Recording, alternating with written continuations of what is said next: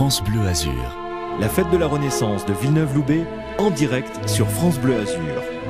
Et j'en ai vu passer de la belle poularde, moi, à l'instant. Il y a un monsieur qui tenait une poule, je sais pas combien devait faire en kilos, et on voit passer ici des musiciens avec des tambourins, des troubadours. Ils sont en costume d'époque, mais on voit aussi arriver beaucoup de familles avec des enfants.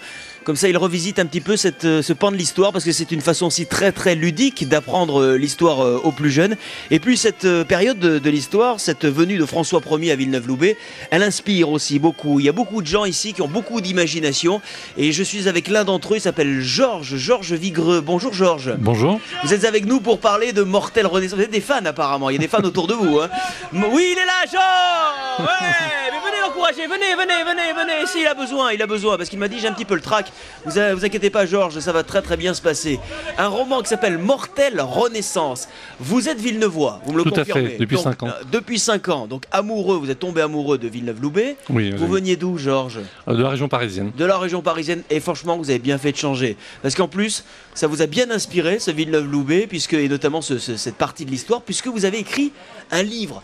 Alors on pourrait se dire un énième livre sur l'histoire de François Ier.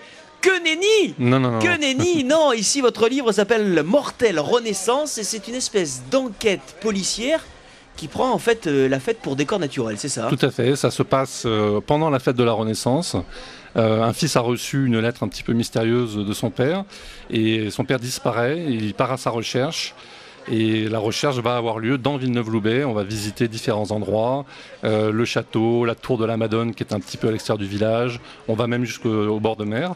Et le père a laissé des indices que l'on peut voir également en utilisant son téléphone portable. Il y a une notion d'interactivité dans le livre. J'ai le livre entre les mains, Georges, et effectivement, à l'instar de ce qui se fait beaucoup aujourd'hui, c'est véritablement un outil interactif avec ces icônes qu'on trouve en milieu de page qui permettent, grâce à un smartphone, en fait, de continuer l'enquête et de se prendre soi-même pour l'enquêteur. Voilà, ça permet d'avoir un peu plus d'immersion dans le livre. Et on est toujours entre la vie moderne et l'époque de la Renaissance.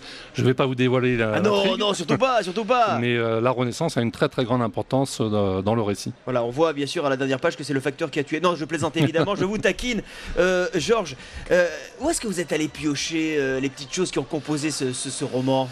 C'est venu à moi un petit peu naturellement. Quand je suis arrivé à Villeneuve-Loubet, ce que j'ai beaucoup aimé, c'est ce contraste entre la vie moderne que l'on trouve à quelques kilomètres du village et le fait d'être encore dans l'ambiance ancienne, médiévale, avec le château qui nous surplombe, avec tous ces petites rues dans lesquelles il y a des passages un petit peu secrets.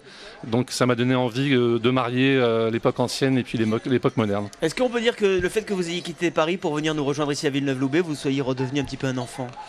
Il y a de ça aussi, et surtout c'est un rêve que je caressais depuis de nombreuses années, et j'ai enfin pu réaliser, et je pense que c'est un voyage en aller simple, j'ai pas du tout l'intention de remonter en région parisienne. En tous les cas, moi je le dis à celles et ceux qui nous écoutent, quand vous parlez, je vous ai en face de moi, vous avez véritablement un regard d'enfant quand vous évoquez à la fois Villeneuve-Loubet, cette fête, et puis le livre dans lequel on sent bien que vous avez mis tout votre cœur.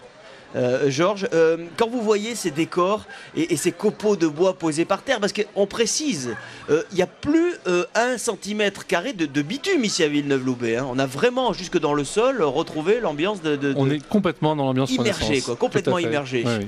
Ce livre est sorti aux éditions La Pépinière, c'est ça, hein? C'est ça. Donc on peut le trouver. Internet également, si on tape Mortelle Renaissance. Vous le trouvez sur Internet. Vous le trouvez si vous êtes dans la région, sur le stand où je suis, dans les rues piétonnes de la ville.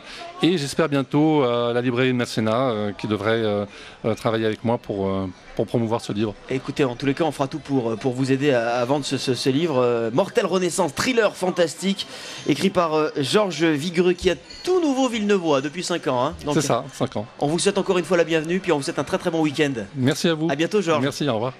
La fête de la Renaissance de Villeneuve-Loubet en direct sur France Bleu Azur.